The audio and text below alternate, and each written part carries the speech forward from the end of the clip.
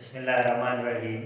अस्सलाम वालेकुम स्टूडेंट। आज जिस टॉपिक को हमने स्टडी करना है वो है equation of motion for uniform accelerated body. यानी हमने इक्वेशन ऑफ मोशन लिखनी है ऐसी बॉडी की जो यूनिफॉर्म, जिसके अंदर एक्सेलरेशन प्रोड्यूस हो रहा हो। हम सपोज करते हैं स्टूडेंट कि हमारे पास एक बॉडी है और इस बॉडी का जो मास है वो m है।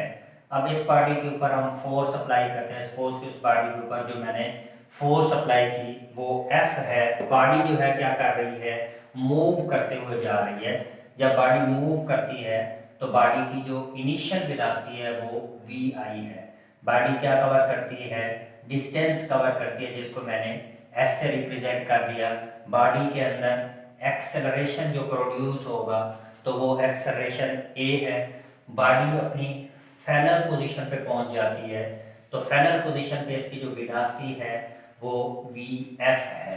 स्टूडेंट यहाँ से हमने इक्वेशन ऑफ मोशन राइट करनी है और इक्वेशन ऑफ मोशन हमने राइट करनी है बॉडी जो है जब यूनिफॉर्म एक्सेलरेशन के साथ मूव कर रही हो।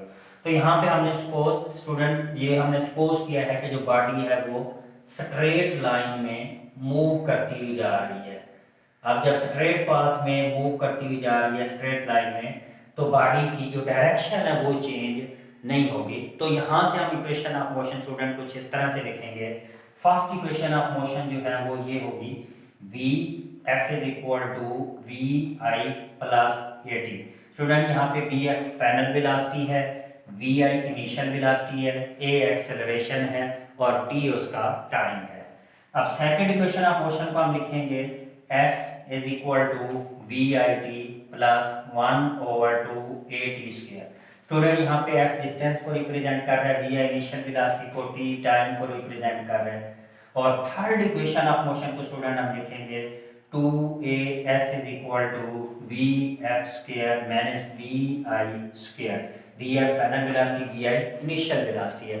और स्टूडेंट हम एक फोर्थ इक्वेशन भी अगर लिखें डिस्टेंस के लिए हम लिखते होते हैं s इज इक्वल टू होता है वी टी और यहाँ पे जो हम v लेंगे वो एवरेज वेलोसिटी लेंगे। तो स्टूडेंट हम यहाँ पे एवरेज वेलोसिटी लेंगे इनिशियल और फाइनल के लिहाज से।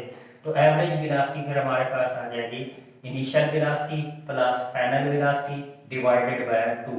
तो यानी हमने क्या करना है, जब भी एवरेज लेना हो तो हम क्या करते होते हैं, इनिशियल और फाइनल लेते होते हैं। तो यहाँ पे आप वैल्यूज पुट करेंगे तो s इज इक्वल टू हमारे पास आ जाएगा v I plus v f divided by 2 into t. तो ये हमारे पास डिस्टेंस का क्या आ गया, फार्मूला आ गया। तो ये हमारे पास फोर्थ इक्वेशन आ गई है।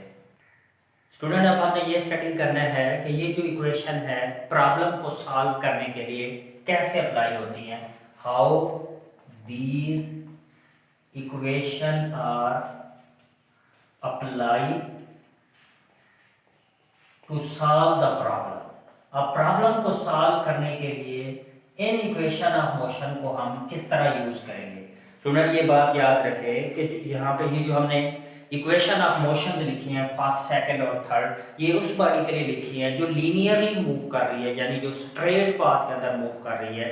तो स्ट्रेट पाथ के अंदर यूनिफॉर्म वेलोसिटी के साथ मूव करते हुए बॉडी के लिए हमने इक्वेशन ऑफ मोशन राइट किए हैं। और नेक्स्ट इसके बाद स्टूडेंट जो बॉडी जब स्ट्रेट पाथ में मूव कर रही है तो जो वेलोसिटी है उसकी जो डायरेक्शन है वो चेंज नहीं हो रही। जब वेलोसिटी की डायरेक्शन चेंज रही हो तो हम कहेंगे बॉडी का जो एक्सेलरेशन है वो यूनिफॉर्म एक्सेलरेशन है। और यहाँ पे जितनी भी क्वांटिटीज हैं वो वेक्टर क्वांटिटी वो यहाँ पे एज ए ट्रीट होंगी एज ए स्केलर क्वांटिटी के तौर पर।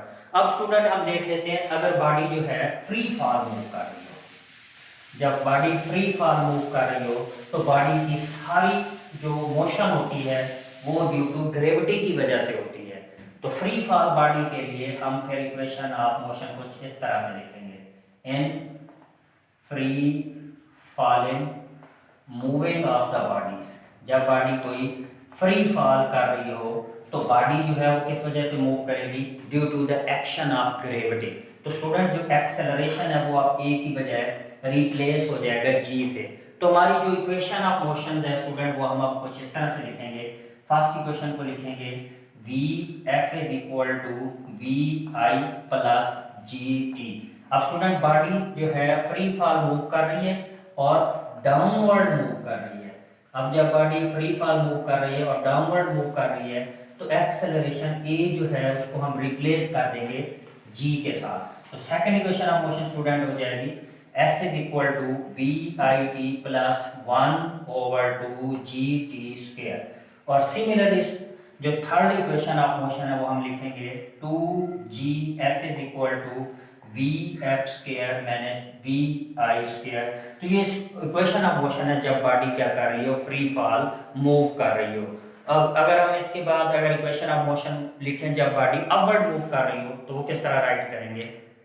अब स्टूडेंट अगर बॉडी जो है अपवर्ड मूव कर रही हो, if body is moving upward, अगर बॉडी अपवर्ड मूव कर रही है तो आप ये जानते हैं कि जो फोर्स ऑफ ग्रेविटी है वो बॉडी पे एक्ट करेगी डाउनवर्ड, ग्रेविटी एक्ट करेगी डाउनवर्ड, और हम जो बॉडी के ऊपर फोर्स अप्लाई कर रहे हैं वो हम अप्लाई कर रहे हैं अपवर्ड डायरेक्शन में।